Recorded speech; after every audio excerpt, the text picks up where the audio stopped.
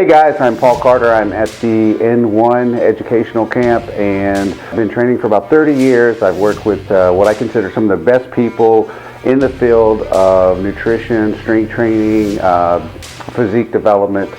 Well, I've written for just about every major fitness publication that you can think of.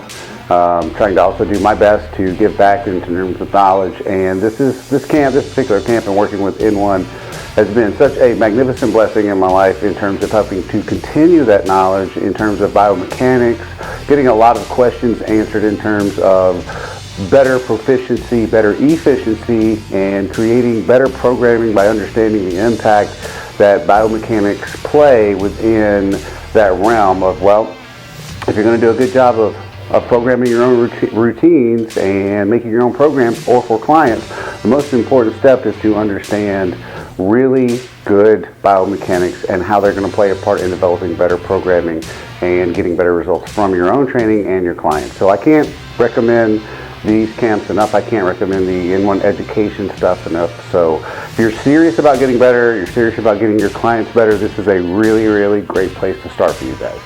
If I don't understand why somebody says, like, I want to be a great personal trainer, or I want to be a great, I want to be really good at helping people do this stuff, why they wouldn't invest their time and money in these kind of camps to become as good as possible at doing that very thing. That's the thing that never makes a lot of sense to me. You should not be getting your training education from social media. If you're serious, I'm not saying if you can look on there and you can find good resources, it's possible you can get some things that can help you. But if you're serious, and that's where you want to build your knowledge base, you actually have to attend these courses. You have to spend some money. You got to make some travel. You have to do those things if you're serious about it. Now, if you don't give a shit and you're just like, oh, I'm just going to steal some stuff off Instagram, sure, just go use social media. But a huge problem that we have is that we have so many educators and influencers that have not built that significant amount of knowledge base that are just giving out stuff that other people are using, which we saw out here. I saw this on Instagram, that can either going to make them worse, or it's going to get them injured, or at the very least, which will be the least hurtful to that person, is that they just won't get anything out of it at all. But they'll spend a lot of time doing something that's incredibly unproductive. But all of those things are a waste of time, and some of us can set a person back. If it's an injury or potentiates an injury or creates dysfunction or instability within movement patterns, then somebody could be setting themselves up for a major injury down the road, which could set them back a long period of time. They might not even know what's happening, but they keep doing something that this influencer told them to do, which is, like I said, that's not a great place to be getting your education.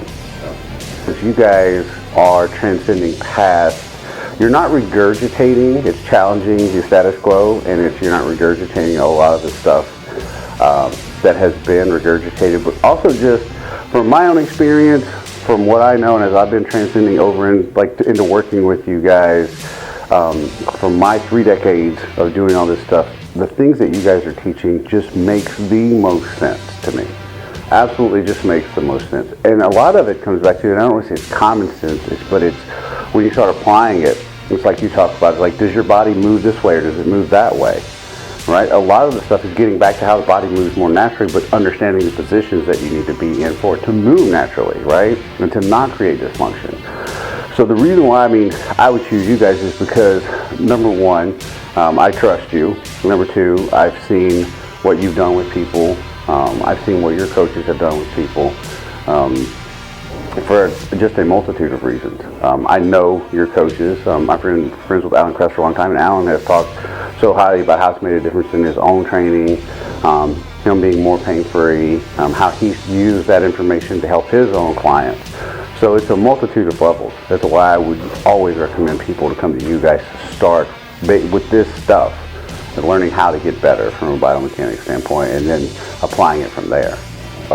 Learning what that looks like, and this is the revelation, especially just coming, that you would think coming this weekend looking, is that when you're working with that many different people, you're looking for the movement patterns that are specific to that person.